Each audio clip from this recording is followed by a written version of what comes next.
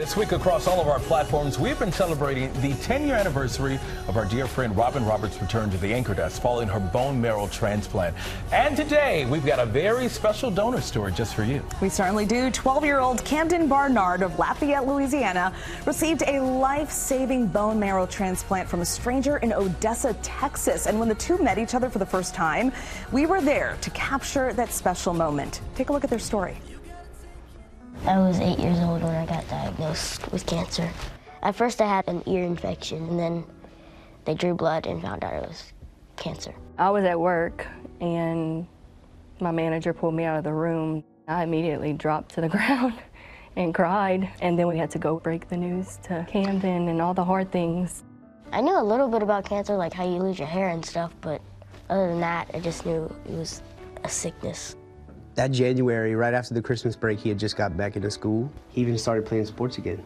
We did his blood work, and then the doctor called again. I just remember being so angry.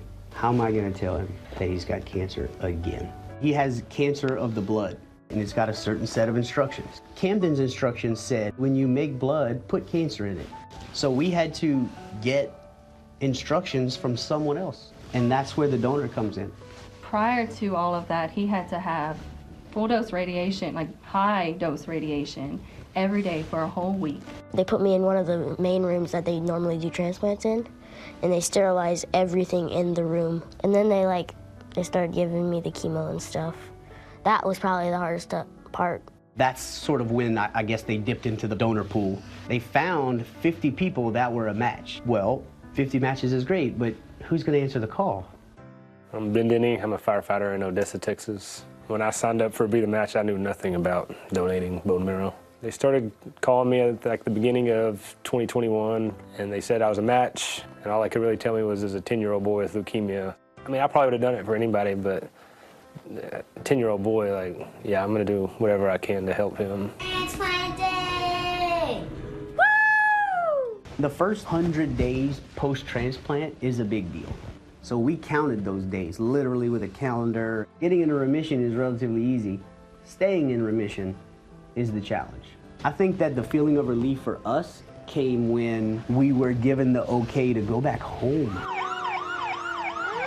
If I'm talking to cancer, like, good, now you're down, stay down. Like, go away, now I'm done with you. Now I get to do whatever I want.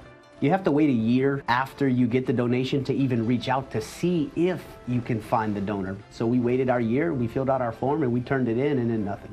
And then one night, ding, I think I'm your son's donor. I went on Facebook and I saw a post that he had put about looking for the donor and if you're out there, and just like a really big gratitude post, and it got both of us. I'm not an emotional person.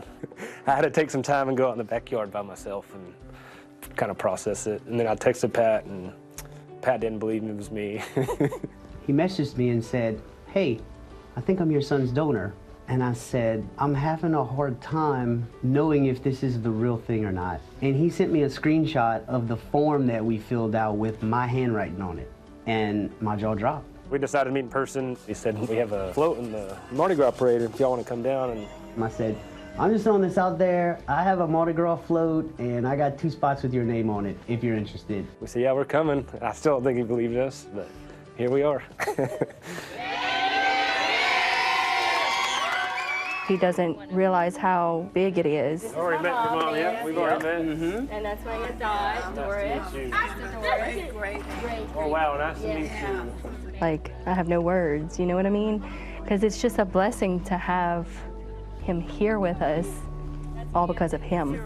Luckily, it reminded me that this world is not all ugly, right? There are still good people in this world, and people who will do a random act of kindness. I mean, hope in humanity restored, right? And I just thought, I mean, this guy's amazing. He's a 10 out of 10. So he's here right now because of that. Absolutely. Yeah. So that's amazing, man. And if you ever need us, we're here for y'all. Yep. Nah, I don't feel like a hero. I feel like anybody else would have done it. What makes America so great is we're willing to help our neighbors, even if we don't know them. So I don't think I'm a hero. Cam's little saying through the whole process was choose joy. If Cam can choose joy through that, I have to choose joy every day with the little things that go in my life that get me down. Like, there's no option with that.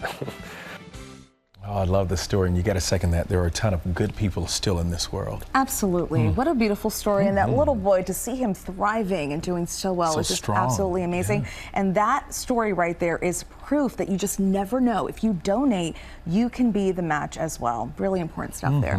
You can learn more about Be the Match and how you too can possibly save a life by scanning the QR code on your screen to go to Be the Match website.